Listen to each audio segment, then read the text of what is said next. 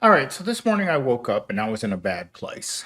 I would spend the next 5 hours just playing with my Legos, and by Legos I mean my fish tanks, because when you're a middle aged man and the only activity you can afford is to play with toys because there's nothing else to think about, there's nothing else to eat, there's nothing to do other than just sit there and wonder, how am I going to make money?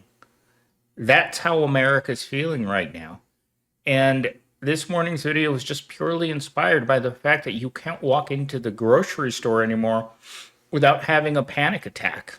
It's literally impossible to go through and look at the aisles and think to yourself, this stuff has tripled since uh, since the last time that you went to the grocery store. You just look around and you're like, wait a minute, how is hummus $8?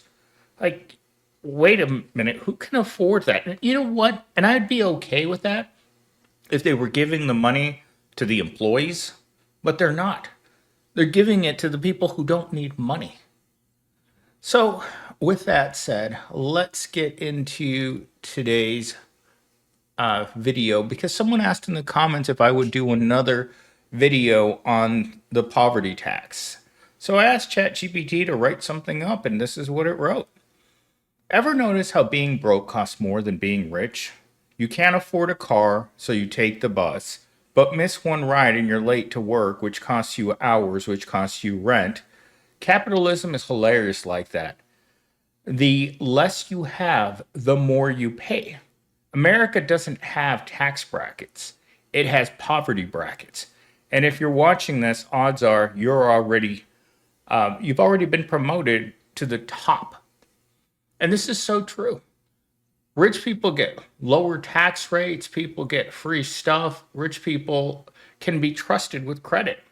And I found that out the hard way yesterday. A new iPhone is supposed to cost $1,000. But if you're poor, that's not the end of it. If you have to finance your phone or you have to buy it outright because you don't have credit, it is a lot more expensive being at the bottom. And there are entire industries that are predatory towards poor people. And I know, because as part of one of the millions of people who have student loans, it has gotten to a point where the interest rate on your student loans makes it impossible to pay them back. The more you pay, the more interest accrues, and it's almost pointless. Your car loan, I've been paying on that piece of crap Promobile for 3 years. I still owe $20,000 on it, and it's not worth $1,000. It's a piece of crap. It's a piece of crap poor people car. And just like everything else that poor people can touch, it's not worth touching it. Talking point number one. You think rich people are stuck with 30% tax rate? Cute. The real top tax bracket is poverty. You pay in late fees, overdraft charges, payday loan interest, and rent penalties. Every mistake costs you triple, and the system makes sure mistakes are the only thing that you can afford. This is so true with paying rent in an apartment. If you miss a payment because, let's say, you had the misfortune of losing your job or you had an unexpected medical bill, you will be out on the street faster than you can acknowledge what's happening to you. I don't know how many times I've been outside of my apartment complex in the past 5 years and seen where someone had to dump everything that they owned into the dumpster. Or I'll talk to the maintenance people who will tell me that they walk into apartments and it looks like the person just went out for a pack of smokes. Everything, including the food, is left out. And guess what? The apartment complex takes everything you have. They may impound it for a couple of weeks, but that's it. After that, they let the employees go through your stuff, and what they don't want, they throw away. And you're talking about computers, TVs, full sets of furniture, every dish in your house. Sometimes you don't have it. And there's nowhere that a lot of us can turn to in order to be able to stop eviction. Eviction is one of the cruelest things that happens to poor people because it's violent, It's traumatizing, and you can't stop it. Once the cycle starts, you're going to be out on the street. I was driving my car back from the Kroger's, and I looked over to the side of Southern and Mill. And right next to the gas station, there was about a dozen homeless people just sitting there, just looking around, like with nothing to do. They're just looking around to see what's going to happen. And that's what happens to you once you lose your home, because most of us don't know what to do. Imagine if right now I told you you had to get out of your house immediately. You have no way of taking anything. You don't have any money to put your stuff into storage. You have to leave right now. And that's the scenario that millions of people will have to face in the next year, because it's not about you escaping poverty. It's about you surviving long enough until you drown in it. Talking point number 2. Your landlord doesn't wear a ski mask. They wear khakis. Miss one rent payment and suddenly you owe more in fees than you spent on groceries this month. At least when the mafia shakes you down, they give you protection. Your landlord just gives you mold and a broken AC unit. You guys know how I feel about this place and how I felt about my last place. My last place was infested with cockroaches to the point where I would wake up at night and they'd be crawling around on me. They were in the fridge, they were in the freezer, they were in the microwave. There was no place that the roaches couldn't get into. And no matter how much you complain to your landlord about the roaches, they just tell you, live with it. A sure sign that you're living in a bad situation is being forced to live with cockroaches. The cockroach is the symbol of true poverty. And I lived there for more than 5 years, being harassed by disgusting cockroaches. And no matter how much they fumigated, they couldn't get rid of them. And that's why cockroaches represent poor people. Because no matter what you do to get rid of poor people, they keep showing up. They're on the street corners, they're at the public library, they're on the city buses. City buses are basically moving homeless shelters. If you've ever had to ride a city bus, the homeless are on there. If you ride the light rail, they're there. If you ride the free shuttles, they're there. And it's unfortunate because they have nowhere else to go. No part of society wants anything to do with the invisible, unwashed masses. And as a former homeless person myself, it is a terrible, terrible situation to find yourself in, because one minute you're living indoors and the next minute you don't know what to do. It's like most of us aren't equipped to figure out what we're going to do once we can't live inside. And even while we're living inside, we're wondering what we're going to do. So there's poverty, working poverty, and homeless poverty. But it's the same damn situation. You can't change things. You can't force corporations to pay living wages. They want to pay as little as humanly possible to keep their human livestock in place. Someone said this to me yesterday. It's like the government can't afford to have poor people stop working. And corporations don't want to pay people to work. They want free labor. So you're stuck in this trap where the corporations need their livestock to show up. And they need them to show up healthy enough to continue production so that they can be rich and you can always be poor. But suddenly, if enough people stop going, which is the frightening thing to most corporations, if your working class people stop showing up to work because they come to the conclusion that work isn't worth it, that work isn't the solution that we need to fix society's problems. We have a systemic issue with wages in this country, and they're not going to be fixed by you continuing to go to your job. In fact, the more you go to work, the more that you you are what's the word I'm looking for? You're complacent in the way that the system treats you. Because everyone knows that going to work is traumatic in and of itself. You go to a place you don't want to be, you're around people you don't want to be, you're doing things you don't want to do, And most of you, well, at least a lot of you are highly educated people. And you show up at a job that requires no education. It almost expects you to not be self aware of where you are. Because as I say, every day is the worst day of my life. Every single day has progressively gotten worse because of one simple thing. We're not living. We're in basic survival mode. And for most of us, we've been there our entire adult life. I've never woken up and thought to myself, oh no, today's going to be a good day. No. You find enough food to eat or not. You go to a job that you may not have at the end of the day or at the beginning of the day. You go to a place that doesn't like people. It likes little machines, rats, that go through the maze every day. And at the end, they profit and you lose. That's really what it comes down to.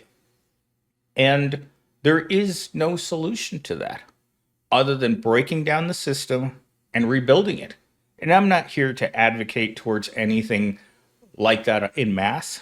I'm just telling you the way that it is.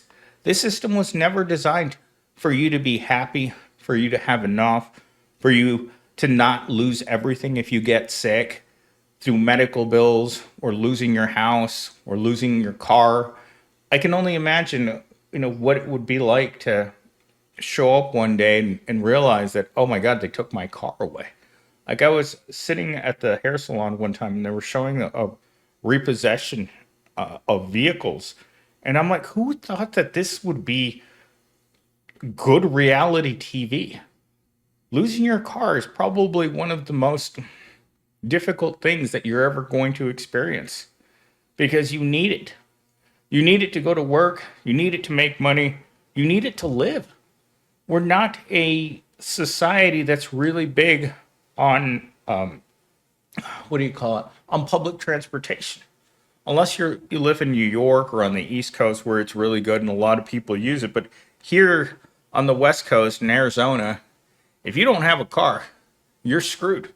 If you've ever been to a job interview without a car and they ask you the simple question to weed you out, do you have reliable transportation? Always lie when they ask you that question. Always. Because it's going to be a way of deciding that you're not worth employing. Because no one wants a worker that's always late or has to leave early because they have to get on a bus. They want you to be able to jump on command. And in order for you to be able to do that, you have to drive your own car. I remember the exact moment at McDonald's where I felt humiliated because I didn't have a car. My boss's boss called and he said, why isn't Millennial Steam on his way to the other McDonald's? And my boss had to tell his boss, Millennial Steam doesn't have a car. And to be pitied like that, I remember exactly where I was and exactly the situation that was happening. And I was just like, I have a bike because I'm poor. And this is the worst part about riding a bike to work when you're poor, is you're forced to have the worst kind of bike when you're poor. Because you can't ride a nice bike and lock it up in front of anywhere without getting stolen. Every bike that I've ever owned in my entire life has been stolen, including when I worked at Walmart. Can you imagine getting off of work at 2 o'clock in the morning and your only way of getting home has been stolen? Yeah, that happened to me. Talking point number 3. They told us, work hard, pay your taxes, and you'll make it. But the truth? The American dream is just a subscription plan with hidden fees.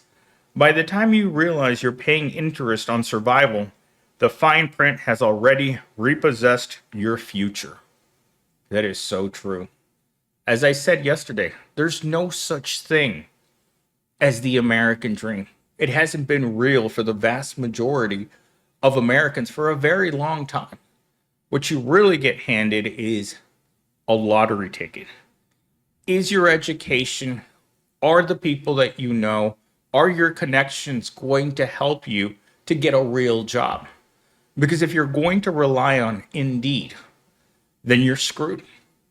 Because Indeed charges companies in order to be able to see your application.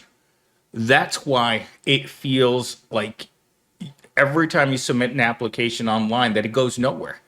Because Indeed's business model is to show the best possible candidates to corporations who pay for that privilege. So if you're submitting 100 resumes, chances are only one made it past an applicant tracking system, and that's an AI that looks at your resume. The rest of those applications went into the absolute garbage, never seen by human eyes, because your application didn't have a high enough score in order for a corporation to want to see your resume. That's frightening, isn't it? But I've said this forever on this channel. It is entirely possible to go your entire life without getting a good job. And for the vast majority of you, right now, that good job will never, ever happen for you. And you know I'm right.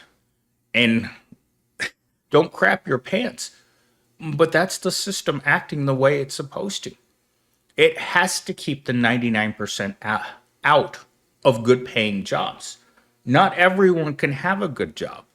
And that's why when you think that you're the best possible candidate for the job that you applied to, there's a reason why the president's son's friend gets that job before you do, even though you have 10 years of experience and a whole lot of overpriced education that's absolutely worthless in that situation.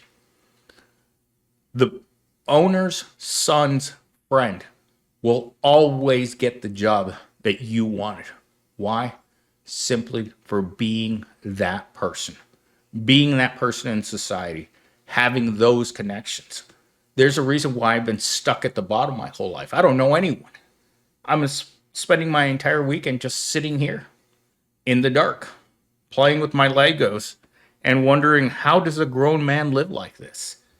No phone calls, no friends, no nothing. You're just waiting to go into the ground. You don't have money to go out. You don't have money to eat out. Hell, you don't have money to eat at home. All you can do is sit there and wait for things to get better. Spoiler alert, things aren't going to get better in the next 3 years. You think you're poor now. Within 3 years, the poverty in this country is going to be so bad, we're not going to recognize the America that we live in anymore. Because that's where we're going. There are no improvements to this society. They're not going to miraculously open factories that got taken away from China and those goods are being made here. If they open factories here in America doing those jobs, they're going to pay minimum wage. Americans aren't willing to pay more in order to give people the wages that they want, while corporate profits stay at record levels. Because right now, even though Americans are at their poorest levels, corporate profits are at their highest level. And there's a simple reason for that. They will always put their corporate profits before their employees, before anything else.